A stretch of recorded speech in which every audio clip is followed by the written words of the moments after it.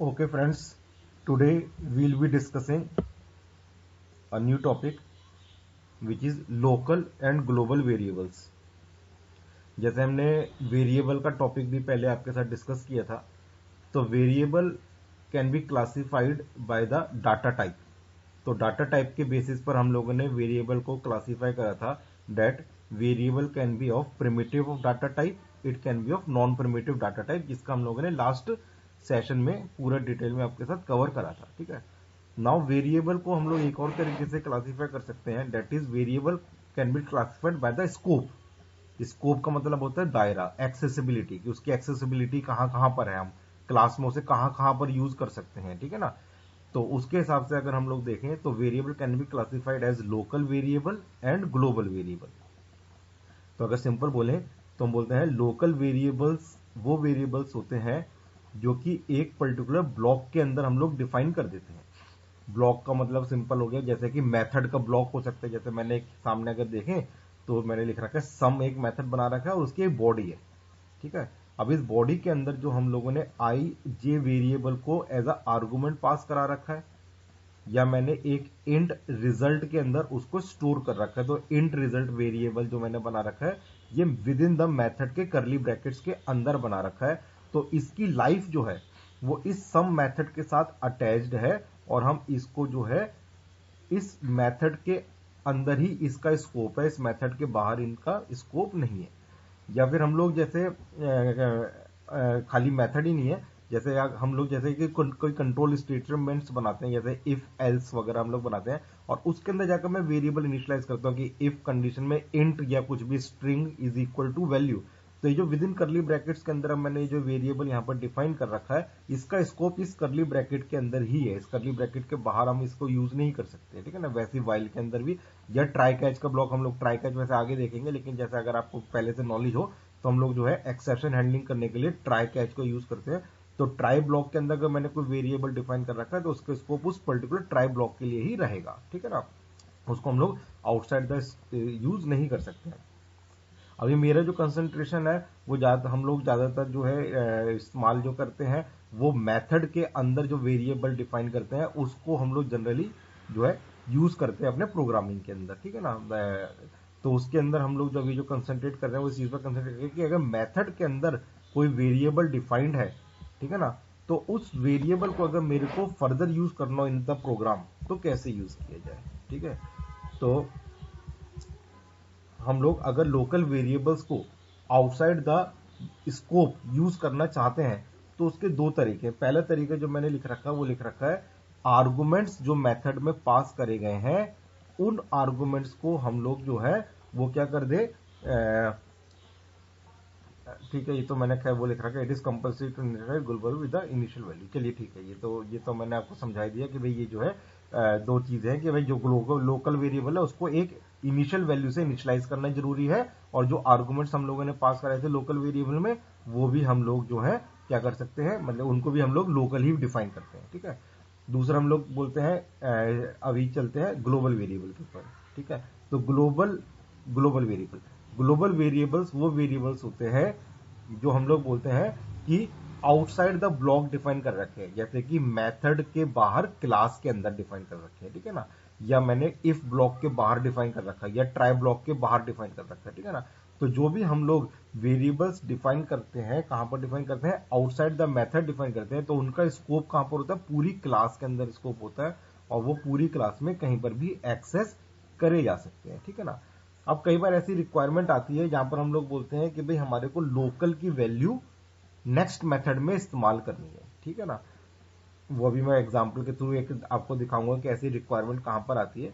तो वहां उस चीज के अंदर जैसे लोकल का स्कोप जो है वो तो विद इन द मेथड है, तो उसकी वैल्यू का अगर मेरे को नेक्स्ट मेथड में इस्तेमाल करना हो तो उसके दो तरीके हैं. फर्स्ट तरीका जो है वो है return the local variable and pass it as argument to next method. अब इस फर्स्ट वाले तरीके को हम लोग देखते हैं एग्जाम्पल के थ्रू कि return the local variable and pass it as argument to the next method का क्या मतलब होता है, और दूसरी चीज ये जो है लोकल वेरिएबल की वैल्यू नेक्स्ट मेथड में यूज करने की जरूरत क्यों पड़ती है. एक इस चीज को देखते हैं सामने. एक डेमोन्स्ट्रेटिव एग्जांपल है जिसमें मैंने एक एरिया क्लास बना रखी है. ठीक है. इसमें मैंने गेट एरिया नाम का मेथड बना रखा है जिसमें लेंथ और ब्रेड्थ ले रखी है। ठीक है, ये लेंथ और ब्रेड्थ जो है ये लोकल है, एल और बी लोकल है। फिर मैंने एल और बी को जो है एक वेरिएबल में मल्टीप्लाई कर असाइन कर दिया ए आर के अंदर। अब ये ए आर वेरिएबल क्योंकि मेथड के अंदर डिफाइंड है तो इसका स्कोप भी क्या होगा, लोकल स्कोप हो गया। ठीक है, अब मैंने इस वैल्यू को रिटर्न करवा रखा है। रिटर्न क्यों करा रखा है, क्योंकि मेरा जो एक और नीचे मैंने मेथड बना रखा है पैरामीटर। अब पैरामीटर क्या होता है, L into B into H. अब मैंने एल इंटू बी तो पहले से ऑलरेडी कर रखा है, तो अब मैं चाहता हूं कि इस वैल्यू के अंदर मैं सिर्फ हाइट को ऐड कर दूं और मेरे को पैरामीटर मिल जाए। ठीक है ना, मैं एल इंटू बी यूजर से दोबारा से नहीं लेना चाहता क्योंकि मैं ऑलरेडी उससे एरिया कैलकुलेट करवा चुका हूं। तो अब इस ए आर की वैल्यू क्योंकि इसके लिए लोकल है, यहां के लिए लोकल है, तो उसकी वैल्यू को अगर मेरे को नेक्स्ट मेथड में इस्तेमाल करना है तो मैंने उसको क्या करवा दिया है, हमने उसको रिटर्न करवा दिया है। तो यहां पर ये रिटर्न जो है ये हमारा last line of the method होना चाहिए। और जिस टाइप का डाटा हम लोग रिटर्न करवा रहे हैं, इंट टाइप का डाटा रिटर्न करा रहे हैं, तो यहां पर वॉइड की जगह उसकी वैल्यू आ जाएगी रिटर्न। मेथड वॉइड रिटर्न कर सकता है, तो मीन्स जैसे हम लोगों ने पहले भी देख चुके कि कुछ रिटर्न नहीं कर रहा है। नहीं तो मेथड प्रिमिटिव टाइप का डाटा भी रिटर्न कर सकता है, नॉन प्रिमिटिव टाइप का डाटा भी रिटर्न कर सकता है। प्रिमिटिव मीन्स कि ये इंट, लॉन्ग, फ्लोट, डबल, या non primitive means class type का डाटा जैसे स्ट्रिंग, या फिर जो है हम लोग जो है उसके अंदर जो है आगे चलकर देखेंगे एरे वाला का कॉन्सेप्ट, हम लोग एरे में मीन्स मल्टीपल डाटा भी रिटर्न करवा सकते हैं। ठीक है, वो चीज नेक्स्ट उसमें देखेंगे सेशन में। तो अब इसके बाद हम लोगों ने इस वैल्यू को एरिया, यहाँ पर एक लर्नर पैरामीटराइज्ड वैल्यू मैंने पास करा रखी है, एरिया और हाइट, और इसमें हम लोगों ने एरिया और हाइट को मल्टीप्लाई कर दिया तो पैरामीटर में स्टोर हो गया। अब हम लोग मेन मेथड में जाकर इसका एरिया क्लास का कंस्ट्रक्टर बनाया, और अब मैं जब इस गेट एरिया मेथड को कॉल करवा रहा हूं, यहाँ पर गेट एरिया मेथड हम लोगों का यहाँ पर कॉल हो रहा है, तो 12 लेंथ में चली गई, 5 हाइट में चला गया, और उसके रिजल्ट जो आ रहा है, जो रिटर्न ए आर कर रखा है, तो ए आर की वैल्यू रिटर्न हो रही है। तो इसका मतलब कि जिसे कहते हैं रिटर्न करना, तो इंट रिजल्ट में हमको वैल्यू रिटर्न कर रही है। जैसे हम लोगों ने लास्ट क्लास में स्ट्रिंग का भी कॉन्सेप्ट आपके साथ डिस्कस कर रहा था, तब भी देखा था कि br डॉट रीड लाइन एक वैल्यू रिटर्न कर रहा था। ठीक है ना, यह इंटीजर डॉट पार्स इंट क्या कर रहा था, कन्वर्ट करके वैल्यू को रिटर्न कर रहा था। ठीक है ना, तो अगर हमको रिटर्न में वैल्यू नहीं मिलेगी, रीड लाइन वॉइड रिटर्न कर रहा होगा, तो वॉइड में फिर मैं क्या करूंगा, मेरे को तो कुछ वैल्यू मिली नहीं, तो इसलिए रिटर्न का मतलब क्या हो, मेरे को वैल्यू स्टोर कर रहा हूं किसी वेरिएबल में, तभी मैं उसको आगे फर्दर यूज कर पाऊंगा अपने प्रोग्राम में। वही मतलब होता है रिटर्न का। अब ये जो वैल्यू रिटर्न हुई है मेरे को रिजल्ट, उसको मेरे को क्या करना है, इस एरिया जो मैं पास करवाना है, जो हमने ऊपर पैरामीटर भेजा हुआ है। ठीक है ना, तो हम लोगों ने क्या करा, इस रिजल्ट वैल्यू को इसमें असाइन करा नेक्स्ट मेथड में, और 10 वैल्यू भेज दी। तो इस तरीके से हम लोगों ने क्या करा, लोकल की वैल्यू को रिटर्न करवाकर नेक्स्ट मेथड में यूज कर लिया। ठीक है, तो इसको अगर आप चलाकर देखें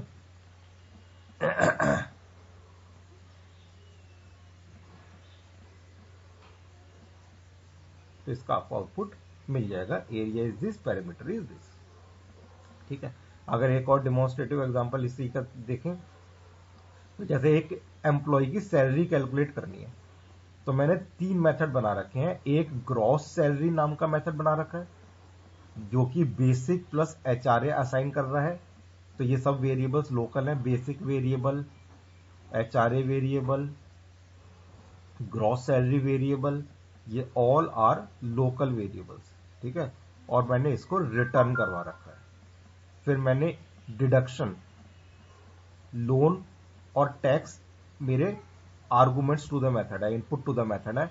फिर मैंने फिर से ये लोकल वेरिएबल बना रखा है, ग्रॉस डिडक्शन, और उसके अंदर हमने लोन और टैक्स को ऐड करा रखा है। तो ये भी मेरा लोकल वेरिएबल हो गया, इसको भी मैंने रिटर्न करवा रखा है, दोनों वैल्यूज को। क्यों रिटर्न करवा रखा है, क्योंकि जब मेरे को नेट सैलरी लेनी है, तो नेट सैलरी में मेरे को ग्रॉस सैलरी की भी रिक्वायरमेंट है और डिडक्शन की भी रिक्वायरमेंट है। तो अगर मैंने वो अलग अलग ऊपर के मेथड्स में जो ग्रॉस और डिडक्शन कैलकुलेट करे हैं, वो वैल्यूज मेरे को इस नेट सैलरी के अंदर चाहिए, तो इसलिए मैंने उसको एज अ पैरामीटर इनपुट भेजा हुआ है, और माइनस कर देंगे तो नेट सैलरी मिल गई मेरे को। तो अब इसके बाद हम लोगों ने नीचे जब ग्रॉस सैलरी मेथड को कॉल कराया और बेसिक और एचआरए उसमें इनपुट भेजा तो ये वैल्यू जी में रिटर्न कर रहा है। ठीक है, तो ये वैल्यू कहां पर आ रही है, एक वेरिएबल जी में रिटर्न हो रही है। इसी तरीके से डिडक्शन के अंदर हमने टैक्स और लोन भेजा और उसकी वैल्यू कहां पर रिटर्न हो रही है, एक डी नाम के वेरिएबल में रिटर्न हो रही है। और उन दोनों वैल्यूज को हम लोगों ने किसमें भेज दिया, एक नेक्स्ट मेथड में पास करवा दिया। ठीक है ना, तो इस तरीके से हम लोग कैलकुलेट कर सकते हैं। तो आपको देखेंगे इसका आउटपुट, तो ये हमारा आ गया। ठीक है, अब इस चीज को करने का एक और तरीका है, वो है दूसरा तरीका क्या है, assign local variable to global variable and then use global variable in next method. ठीक है, कि ग्लोबल वेरिएबल को के अंदर लोकल वेरिएबल की वैल्यू डाल दिया जाए और फिर ग्लोबल को नेक्स्ट मेथड में यूज कर लिए। जैसे बता चुका हूं, ग्लोबल का स्कोप पूरी क्लास के अंदर होता है। तो इसका भी एक डेमोन्स्ट्रेटिव एग्जांपल देखते हैं।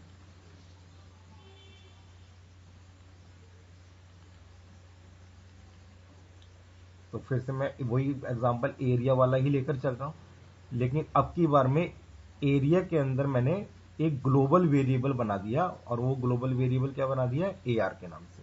ठीक है, और अब मैंने वही L और B की कैलकुलेशन की वैल्यू इस AR में पास करा दी। AR का स्कोप पूरी क्लास के अंदर है। ठीक है, अब यहां पर इंट नहीं लिखना इसके आगे, इसके आगे इंट लिख दूंगा तो ये लोकल बन जाएगा।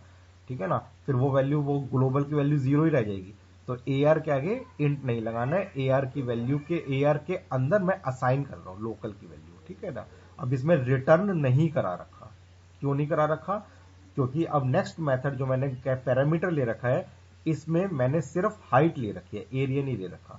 क्यों, क्योंकि एरिया का स्कोप जो AR है, इसका स्कोप पूरी क्लास में है, तो इसमें जो वैल्यू असाइन हुई है तो वो वैल्यू मैं इस जगह यूज कर सकता हूं। तो हम लोग क्या कर रहे हैं, ग्लोबल की वैल्यू नेक्स्ट मेथड के अंदर यूज कर रहे हैं, तो AR इंटू एच हो जाएगा। तो पैरामीटर इज परम आ गया। ठीक है ना, जो भी हमारा आएगा। और उसके बाद हम लोगों ने यहां पर जब वैल्यू 12 और एच भेजी तो इसकी वैल्यू ग्लोबल में असाइन हुई, 12 और एच की वैल्यू ग्लोबल में असाइन हुई, और उसके बाद उसकी वैल्यू पैरामीटर ने यूज कर ली। तो अब अगर इसको दोबारा से हम लोग चलाकर देखें तो हमको सेम रिजल्ट मिलेगा।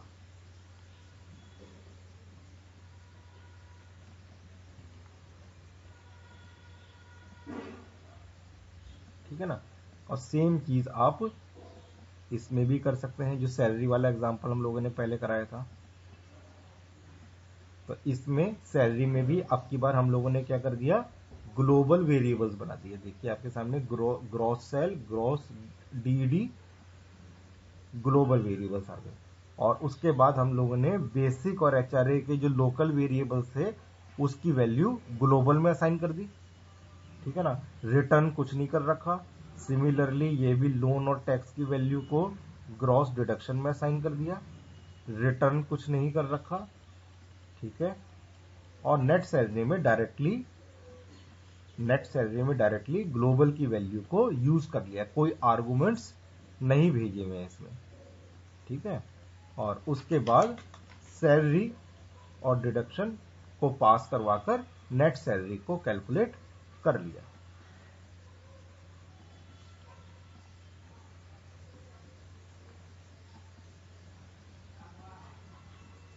तो सेम रिजल्ट आ रहा है। ठीक है, आई थिंक अब आपको कॉन्फिडेंस आ गया होगा। तो बेसिकली इस तरीके से हम लोग प्रोग्रामिंग में जब काम करते हैं तो हम लोग दोनों तरीके से काम कर सकते हैं। लेकिन जो है, अगर जैसे हम लोगों को सेम क्लास में काम करना है तब तो ग्लोबल का स्कोप कोई दिक्कत नहीं है, सेम क्लास के दो मेथड्स के बीच में उसको शेयर करना है। लेकिन अगर मेरे को इनहेरिटेंस करते हैं, या हम लोग आगे देखेंगे कि भाई है ना, एक क्लास के मेथड को दूसरी क्लास में इस्तेमाल कर रहे हैं, तो उस केस में हम लोग उसे रिटर्न करवाकर ही यूज कर सकते हैं। बिना रिटर्न कराए हुए नहीं तो हमको वैल्यू नहीं मिलेगी। ठीक है ना, तो एक और टॉपिक के ऊपर मैं चल रहा हूं आज।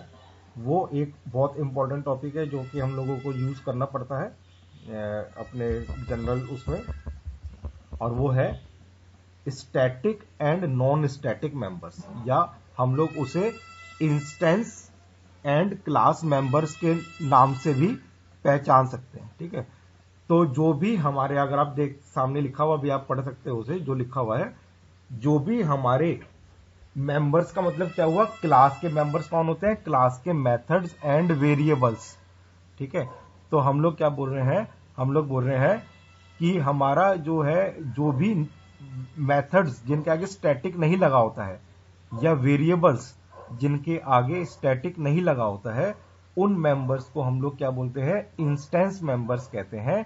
और वो इंस्टेंस मेंबर्स कब इनिशियलाइज होते हैं, रन टाइम पर। तो आप देखिए instance members are non static members of the class, ठीक है ना।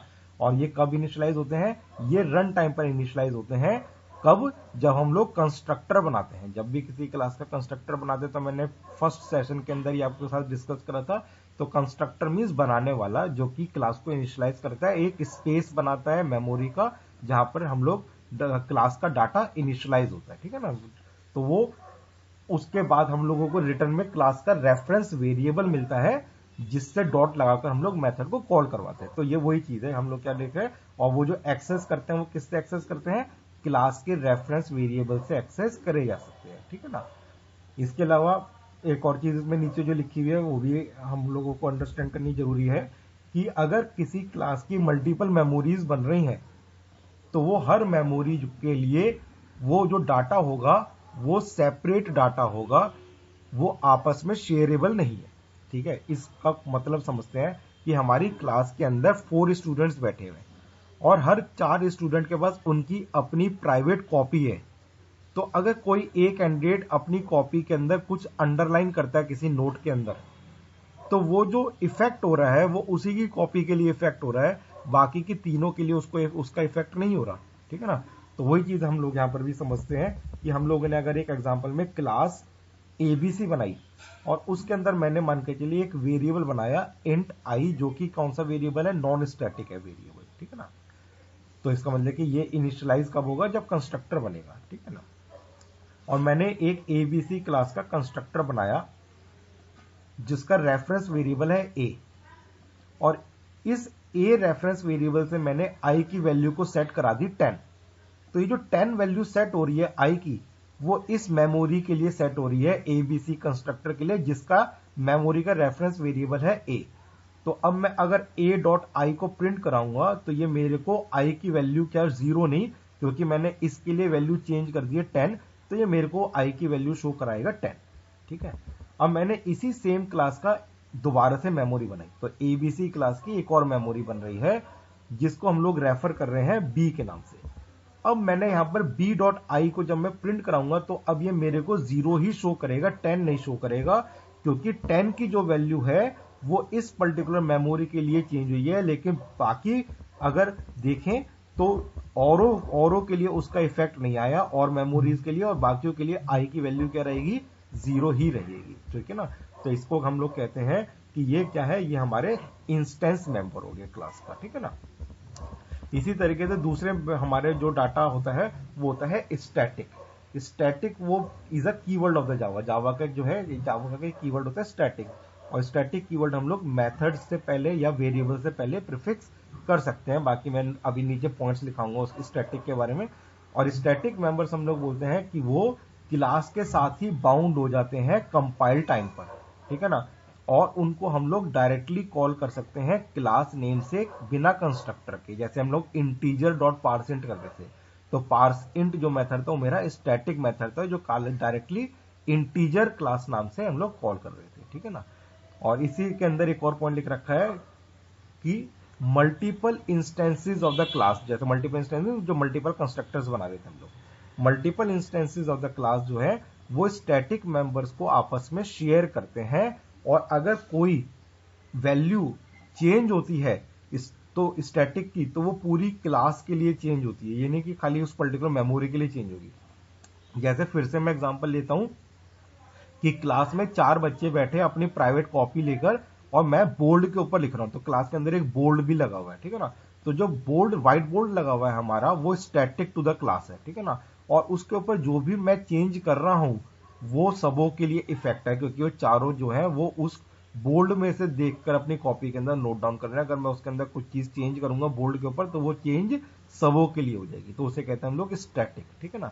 तो अगर इसी सेम चीज को, जो एग्जांपल हम लोगों ने देखा था, उसी सेम चीज को अगर मैं दोबारा से देखूं, तो तो अब की बार में मैंने जो वेरिएबल बनाया था वो स्टैटिक बना दिया, ठीक है ना। अब स्टैटिक के बाद हम लोग, ये नहीं है स्टैटिक के अंदर कंस्ट्रक्टर भी बना सकते हैं, स्टैटिक के अंदर भी कंस्ट्रक्टर बना सकते हैं।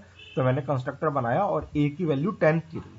तब ये 10 वैल्यू जो है ये प्राइवेट नहीं है इस एबीसी कंस्ट्रक्टर के लिए। तो आई की वैल्यू जो चेंज हुई है 10, वो कंप्लीट क्लास के लिए चेंज हुई है। तो अब उस केस में अगर मैं आई की वैल्यू को शो कराऊंगा तो यहां पर भी 10 मिलेगा। और अगर मैं दूसरी मेमोरी बना रहा हूं, देखिएगा एबीसी की बी से, और बी में भी आई शो करूंगा तब ये 0 नहीं शो करेगा, ये भी 10 ही शो करेगा, क्योंकि आई की value static to the class है। और अगर किसी ने उसको चेंज करा है तो पूरी क्लास के लिए चेंज हुई है। तो जितने भी अब मेरे को कंस्ट्रक्टर्स या मेमोरीज को मैं यूज कर रहा हूं, उन सब के लिए वो आई की वैल्यू आपस में शेयर हो रही है। तो सबके लिए वो वैल्यू क्या रहेगी, 10 ही रहेगी, ठीक है। तो स्टैटिक के कुछ और पॉइंट्स हैं, वो है आउटर क्लास, इनर क्लास। मैं आपको ऑलरेडी पहले सेशन में बता चुका हूं किसे कहते हैं। तो आउटर क्लास जो मेन क्लास है जिसके नाम से प्रोग्राम सेव होता है, वो स्टैटिक नहीं हो सकती, लेकिन इनर क्लास स्टैटिक हो सकती है। उसी तरीके से कंस्ट्रक्टर को हम लोग स्टैटिक नहीं बना सकते हैं, ठीक है। सब पॉइंट्स लिखे हुए आप पढ़ भी सकते हो। लोकल वेरिएबल्स जो है वो स्टैटिक नहीं होते हैं, खाली ग्लोबल वेरिएबल स्टैटिक होते हैं, ठीक है। और एक और पॉइंट, स्टैटिक मेथड स्टैटिक को ही वेरिएबल या स्टैटिक मेथड को ही कॉल कर सकते हैं, मतलब स्टैटिक ही एक्सेस हो सकते हैं आपस के अंदर। लेकिन अगर मेथड स्टैटिक नहीं है या कंस्ट्रक्टर है तो उसमें ऐसी कोई रेस्ट्रिक्शन नहीं है, वो स्टैटिक और नॉन स्टैटिक मेंबर्स दोनों को कॉल करवा सकता है, ठीक है। इसी तरीके से स्टैटिक मेथड्स या वेरिएबल्स जो है उसको हम लोग डायरेक्टली कंस्ट्रक्टर बनाए बगैर डायरेक्टली क्लास के नाम से कॉल करवा सकते हैं। लेकिन ऐसा कोई रेस्ट्रिक्शन नहीं है कि आप उसको कंस्ट्रक्टर से नहीं कॉल करा सकते, आप कंस्ट्रक्टर से भी कॉल करवा सकते हो और डायरेक्टली भी कॉल करवा सकते हैं, ठीक है ना। लेकिन जो नॉन स्टैटिक मेंबर्स होते हैं वो हमेशा कंस्ट्रक्टर से ही कॉल होंगे। जो नॉन स्टैटिक मेंबर्स हैं उनको हम लोग डायरेक्टली क्लास के नाम से कॉल नहीं कर सकते हैं, ठीक है। बाकी ये पॉइंट इनहेरिटेंस में आएगा, लेकिन लिखा रखा है मैंने कि ओवरराइड जब हम लोग करते हैं मेथड को, स्टैटिक मेथड को, तो पेरेंट और चाइल्ड क्लास दोनों के अंदर वो मेथड स्टैटिक होना चाहिए। और एक हमारे पास स्टैटिक ब्लॉक भी होता है। तो स्टैटिक ब्लॉक जो है वो सबसे पहले कॉल होता है प्रोग्राम में, मेन मेथड से भी पहले, ठीक है। ये पॉइंट्स हैं बेसिकली स्टैटिक के, इंटरव्यू के पॉइंट ऑफ व्यू से भी आप इनको देख सकते हो। और बाकी प्रैक्टिकल में जब हम लोग करेंगे तो इन सब चीजों का हम लोगों को ध्यान रखना पड़ेगा। तो एक स्टैटिक का भी हम लोग एग्जांपल कर कर देखते हैं सामने, ताकि कॉन्सेप्ट क्लियर हो जाए।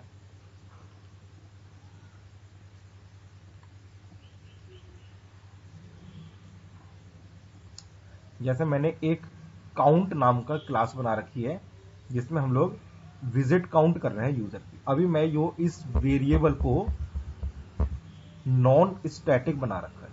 मैंने जो काउंट बना रखा है वो कौन सा बना रखा है, नॉन स्टैटिक बना रखा है। मैंने क्लास का कंस्ट्रक्टर बना रखा है और काउंट को इंक्रीमेंट कर रखा है, ठीक है। और यहां पर मैंने 3 बार काउंट की मेमोरी बनाई है या 3 बार कंस्ट्रक्टर को कॉल करा रखा है। तो इसका काउंट 3 बार कॉल हो रहा है, तो इसकी वैल्यू 1 2 3 होनी चाहिए। लेकिन अब मैं जब इस प्रोग्राम को रन करवाऊंगा तो आप देखेंगे कि ये 1 1 1 ही प्रिंट कराएगा।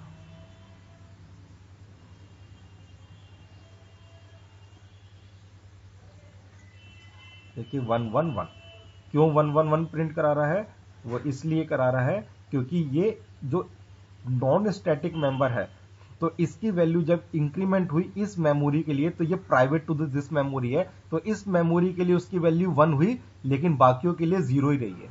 तो इसलिए जब दोबारा से इंक्रीमेंट हुआ तो इसके लिए 1 हुई, लेकिन बाकी के लिए 0 है, इसके लिए भी 1 हुई। तो इस तरीके से सबकी वैल्यू 1 1 आ रही है। लेकिन अगर मैं यहां पर इसके आगे स्टैटिक कर देता हूं, देखिए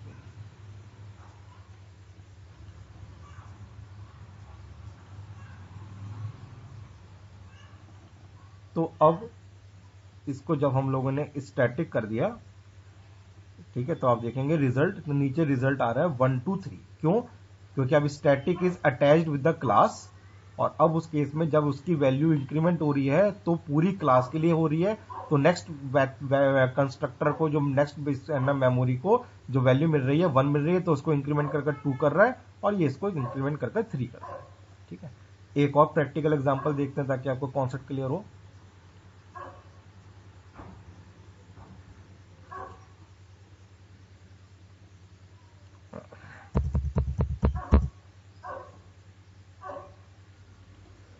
मैंने एक क्लास बना रखी है बैंक, जिसमें डिपॉजिट मेथड है, जो कि क्या कर रखा है, अकाउंट नंबर 1 अगर आपका है तो उसमें हम लोगों ने ऊपर बैलेंस ले रखा है, ये देखेंगे तो नॉन स्टैटिक है, ठीक है ना। उसके अंदर जो भी अमाउंट डिपॉजिट हो रहा है वो हमने ऐड करवा दिया।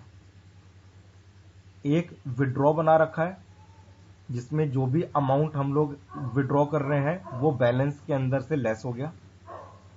और फाइनली बैलेंस हम लोगों ने प्रिंट करवा दिया कि आपका बैलेंस कितना है। अब हम लोग ये जो दोनों काम है ये हम ऑनलाइन बैंकिंग के थ्रू भी कर सकते हैं, ऑफलाइन के भी थ्रू कर सकते हैं। तो मैंने एक इंस्टेंस बना रखा है ऑनलाइन बैंक के लिए, एक ऑफलाइन के लिए, जिसमें मैंने डिपॉजिट 10,000 करा, 5,000 करा, बैलेंस को चेक करा। फिर ऑफलाइन से मैंने 20,000 डिपॉजिट करा, 10,000 विड्रॉ करा और बैलेंस को चेक करा। आउटपुट देखते हैं इसका।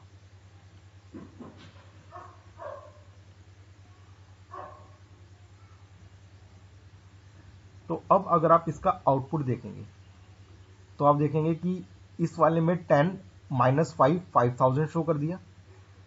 लेकिन ये वाला जो था इसके अंदर तो ये वाला कैरी करना था ना मेरे को 5,000, क्योंकि बैंक अकाउंट तो मेरा ही है, अकाउंट नंबर 1 तो मेरा ही है, चाहे मैं ऑफलाइन बैंकिंग कर रहा हूं चाहे ऑनलाइन बैंकिंग कर रहा हूं। तो मेरे को तो जो मैंने अगर ऑफलाइन में डिपॉजिट कराया वही तो मेरे को आगे करना है, कैरी करके लेके जाना है। तो मेरे को तो 5,000 इसमें ऐड करना था 20,000 में, तो मेरे को तो 25,000 था होना चाहिए था डिपॉजिट, और उसमें से 10,000 माइनस होना चाहिए था, तो मेरे को 15,000 मिलना चाहिए था। लेकिन इसने तो 10,000 रिजल्ट दे दिया मेरे को ऑफलाइन बैंकिंग में जाकर। इसने तो ऑनलाइन का रिकॉर्ड मेंटेन ही नहीं करा कि आपने ऑनलाइन में क्या डिपॉजिट कराया था, क्या विड्रॉ कराया था। तो इसका मतलब कि ये तो इनकरेक्ट हो गया। तो अब इस चीज के लिए मैं क्या करता हूं, उसको स्टैटिक करता हूं। तो अब देखिएगा मैं इसको स्टैटिक कर देता हूं, और इसके बाद अब मैं इसको फिर से रन करवाता हूं।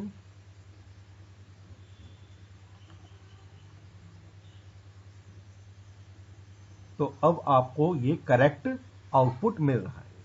तो कहने का जो मतलब है, लोग बोलते हैं सर स्टैटिक हम कैसे पता चले कि कहां पर स्टैटिक बनाना है, ठीक है ना। या इंटरव्यू में कई बार ये पूछ लेते हैं कि भाई ये बताइए कि जो हमारा ग्लोबल वेरिएबल है और स्टैटिक वेरिएबल है उसमें क्या अंतर है। तो देखिएगा, ग्लोबल वेरिएबल वो वेरिएबल है जो अक्रॉस द क्लास यूज कर पा रहे हैं, हर मेथड के अंदर यूज कर पा रहे हैं, ठीक है ना। जबकि स्टैटिक मेथड वो मेथड होते हैं जो across the memories, across the constructor को यूज करा जाता है हम लोग, ठीक है ना। तो अगर हम लोगों को कहीं ऐसी जरूरत पड़ रही है जहां पर हम लोग मल्टीपल मेमोरीज के बीच में डाटा शेयर करना चाहते हैं, तो उस केस में आप उसे स्टैटिक बना दीजिए। ये बेसिकली इसका रूल है। तो I think in today's lecture आपको लोकल, ग्लोबल और स्टैटिक के बारे में अच्छे से आइडिया लग गया होगा, ठीक है ना। तो फिर नेक्स्ट सेशन में हम लोग जो है डिस्कस करेंगे एरे, जो कि फिर से एक बहुत इंपॉर्टेंट टॉपिक है हमारा। ठीक है, थैंक यू, बाय।